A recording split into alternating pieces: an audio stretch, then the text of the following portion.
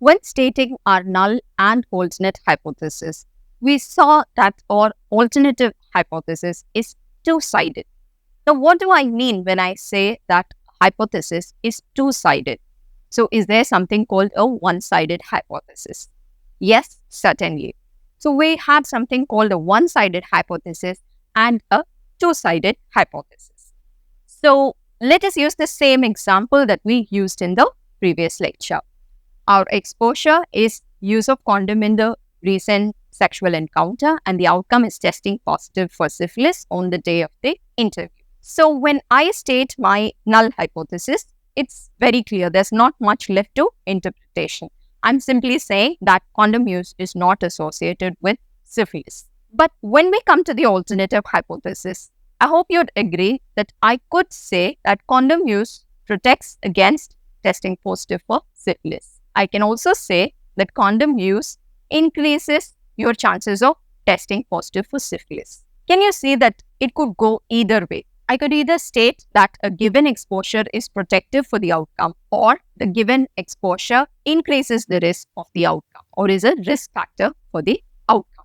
I can also state my alternate hypothesis as condom use is associated with syphilis. Now, if you see this statement, I'm not giving any sense of direction as to whether this exposure is a risk factor or a preventive factor for this outcome, syphilis. So this one that I have stated without a direction is what you call a two-sided hypothesis. Whereas the statements that I made about condom use either protecting against syphilis or condom use increasing your risk of syphilis, these independently are one-sided hypothesis because they are directional.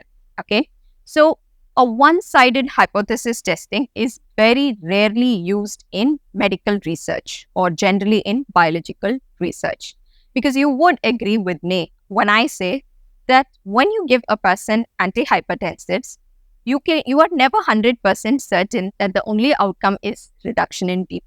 You cannot rule out the chance that there could be an increase in BP in some of the persons who take that medication. So that is how it works in medical research. So we try to understand that a given exposure and its impact on the outcome can be two-sided. It can go either way.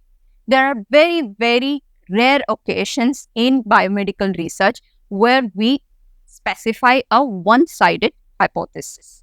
These are cases wherein any effect in the opposite direction is either impossible or not of interest to you. Now, what's the fun about stating a one-sided hypothesis or two-sided hypothesis? So, we did talk about values consistent with the null hypothesis and values consistent with the alternate hypothesis. Now, let us say the measure that you're calculating in your study is relative risk, which is a ratio. So, the value that is consistent with your null is only 1. So we have seen the specific situations where people resort to a one-sided hypothesis testing. Now, if you look at this graph, okay, and let us say I put my significance level at a certain 5%. So alpha is 0.05.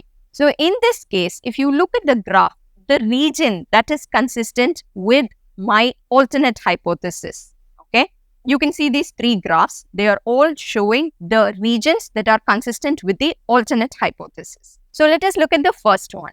So here I am stating a one-sided hypothesis. Okay. So I am looking at only one tail of the distribution because I'm very sure this drug is only going to reduce the risk of exacerbations. So I'm only looking at that tail of the graph.